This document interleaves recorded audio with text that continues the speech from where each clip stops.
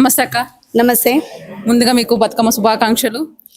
ముందుగా ప్రజలందరికీ, మా ఆడపిల్లలకు, మా అక్క చెల్లెలకు అందరికీ బతుకమ్మ పండుగ శుభాకాంక్షలు. బతుకమ్మ అనగానే గుర్తుకొచ్చేదే అసలు ఆడబిడ్డలది పండుగ. మరి అలాంటి పండుగని అసలు మీరు ఎలా జరుపుకుంటున్నారు? మాకు ఈ రోజు అంటే ఇది సెకండ్ టైం మాకు ఈ ప్రభుత్వం వచ్చినప్పటి నుంచి చాలా బాధాకరంగా ఉంది. ఎందుకంటే తెలుగు తల్లి చేతిలో బతుకమ్మ లేకుండా చేసిన దుర్మార్గుడు రేవంత్ రెడ్డి సీఎం గారికి ఎంత దరిద్రంగా ఉన్నాడంటే, ఆడపిల్లలు ఉన్నారో లేదో తెలియదు వాళ్ళకి, కానీ బతుకమ్మ అంటేనే ఒక ఆడపిల్లతో సమానము. మనం ఒక సంస్కారం గల ఆడపడుచు వాళ్ళు ఒక బతుకమ్మను తయారు చేసి ఎంగిలి పువ్వు నుంచి స్టార్ట్ చేసి 9 రోజులు ఆడపడుచులు అందరూ పసుబొట్టుతో సహా ఇచ్చుకొని ఒక్కొక్క రోజు ఒక్కొక్క విధంగా ఆడే పండుగ ఇది. ఒక బతుకమ్మ అనేది నవరాత్రుల ఒక 9 రోజులు అమ్మవారి పండుగ. నువ్వు అమ్మవారి చేతిలో ఒక బతుకమ్మ లేకుండా చేసినందుకు నీకు అదే తగిన సాక్షి చూపిస్తారు. ముందుంది ముసుర్ల పండుగ అన్నట్టు ముందుకు వస్తుంది. బీఆర్ఎస్ పాలనలో బతుకమ్మ పండుగ ఎలా అనిపించింది, ఇప్పుడు ఎలా అనిపిస్తుంది అసలు? ఏం లేదండి, మాకు అట్లా అంత బాధాకరంగా ఏం లేదు. ఎందుకంటే ఇప్పుడు మీరు చూస్తున్నట్టయితే ఊర్లలో, మన విలేజ్లలో మొత్తం యూరియా గురించి ఎంత నడుస్తుందో మీరు చూస్తున్నారు. అది ఎంత దారుణం అంటే ఊర్లలో కూడా బతుకమ్మ ఆడతలేరు, బ్యాగ్స్ ఖాళీ బ్యాగ్స్ పెట్టుకొని ఆడుతున్నారు యూరియా కావాలి అని. అంటే అంత దౌర్జన్యమైన గవర్నమెంట్ ఎక్కడ దాకా వచ్చిందో పరిస్థితి ఈరోజు చూడండి. ఈ రోజు కూడా సుప్రీంకోర్టుకి వెళ్తాననే మాట మాట్లాడిండంటే మన రేవంత్ రెడ్డి గారు, మీకు అర్థమైందా? మన ఇప్పుడు ఎలక్షన్స్ పెట్టారు కాబట్టి మన బై ఎలక్షన్, ఇప్పుడు మళ్ళీ బై ఎలక్షన్స్ కూడా రానియరు, మళ్ళీ అక్కడ ఎమ్మెల్యే ఎలక్షన్స్ కూడా ఉన్నాయి కాబట్టి అవి కూడా రాకుండా చేస్తాడు. ఇట్లనే గడుచుకుంటూ పోతుంది, ఇట్లనే సుప్రీంకోర్టు పోతాం, హైకోర్టు పోతాం అన్నట్టే మాట్లాడతాడు. కానీ ఇక ఎలక్షన్స్ పెట్టాడు. ఎందుకంటే సర్పంచ్ ఎలక్షన్స్ ఇప్పటి వరకు 1.5 year అయిపోయింది కూడా సర్పంచ్ ఎలక్షన్స్ పెడతలేరు. అంటే అర్థం అయిపోయింది అక్కడ. ఇప్పుడు ఊర్లలోకి పోతే చెప్పుతోటే కొడతారు. ఎందుకంటే ఈ హైదరాబాద్ లో ఏ అక్క చెల్లెలు, ఏ అన్నదమ్ములు ఒక్కరు కూడా ఓటు వేయలేరు. ఊర్లలో ఫస్ట్ సర్పంచ్ ఎలక్షన్లు పెడితే నాకు చెప్పు దెబ్బలే అని తెలిసింది కాబట్టి ఎలక్షన్స్ బంద్ చేసిర్రు. కాబట్టి వాళ్ళ గోస చూడలేకపోతున్నాము. వాళ్ళని నమ్మి మోసయించి ఈ రోజు వాళ్ళకు గడికి ఇప్పుడు వరద బాధితులు వచ్చినప్పుడు కనీసం వాళ్ళని పలకరియడం పోయి, ఒక మినిస్టర్లు కానీ ఎవరే కానీ వాళ్ళని పలకరియడం పోయి మా గవర్నమెంట్ అంటూ వచ్చి వాళ్ళు దౌర్జన్యం చేస్తారు కదా. మరి ఇప్పుడు వాళ్ళ గవర్నమెంట్ లో వచ్చినప్పుడు, మా ప్రభుత్వం ఉన్నప్పుడు మా కేసీఆర్ సార్ వరద బాధితులు రాగానే తెల్లారే 10,000 ఇచ్చినాడు వాళ్ళకి, అన్ని సామాను సౌదాలు కానీ ఏదైనా కొన్ని ఇంట్లో ప్రాబ్లం ఉంది కదా అని. అట్లాంటి మా గవర్నమెంట్ ని ఈ రోజు ప్రతి ఒక్కరు హైదరాబాద్ లో కూడా వరద బాధలు వస్తే కూడా ప్రతి ఒక్కరు మా కేసీఆర్ సార్ని గుర్తు చేసుకున్నారు గత 2 రోజుల కింద కూడా.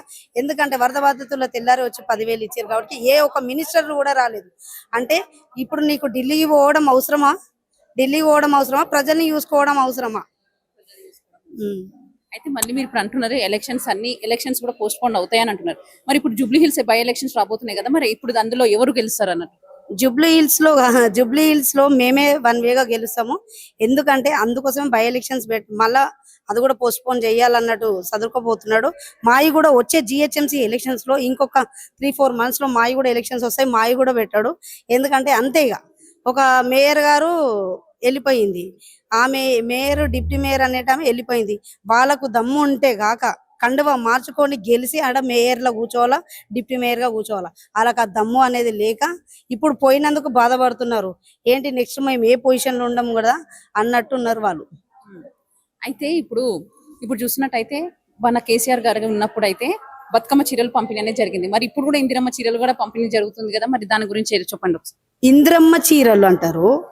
అన్నప్రసన్నము అనేది మేము అన్నపూర్ణ భోజనం పెడితే అది అన్నపూర్ణ అంటే మనం చిన్నప్పుడు పిల్లలు పుడితే మనం అన్నప్రసన్నం చేసేది అన్నపూర్ణ అని పెట్టినాం మేము. మన తప్పేముంది?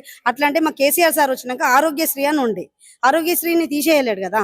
దీన్ని ఒక ఇంద్రమ్మ చీర అంటే ఇంద్రమ్మ చీరలు ఏమన్నా నేసిందా? ఏమైనా ఇంద్రమ్మ చీరలు పెట్టని ఇంద్రమ్మ ఇంట్లోకి ఇస్తుందా? ప్రజలు ట్యాక్సులు కట్టిన చేసినందుకు మీకు ప్రజల పైసాది ప్రజలకు ఇవ్వాలి కంపల్సరీ. మేము ఒక్కొక్క ఆధార్ కార్డు మీద ఇచ్చినాము, ఆధార్ కార్డు మీద ఇవ్వాలా. అంతేగాని ఇప్పుడు ముసలోళ్ళు ఉంటారు, ఏజ్డ్ వాళ్ళు ఉంటారు, ఏజ్డ్ వాళ్ళు ఉంటారు, వాళ్ళకు పింఛన్ వస్తుంది, అన్ని వస్తాయి కాబట్టి వాళ్ళకు ఎవరిస్తారు? ఇప్పుడు ఏంటిది ఇచ్చేది? డాక్రా గ్రూప్స్ డాక్రా గ్రూప్స్ అంటే మహిళలకే కాకుండా డాక్రా గ్రూప్స్ వాళ్ళకి ఇవ్వదని అంటే ప్రతి ఒక్క ఆధార్ కార్డు మీద మేము ఇచ్చినాము.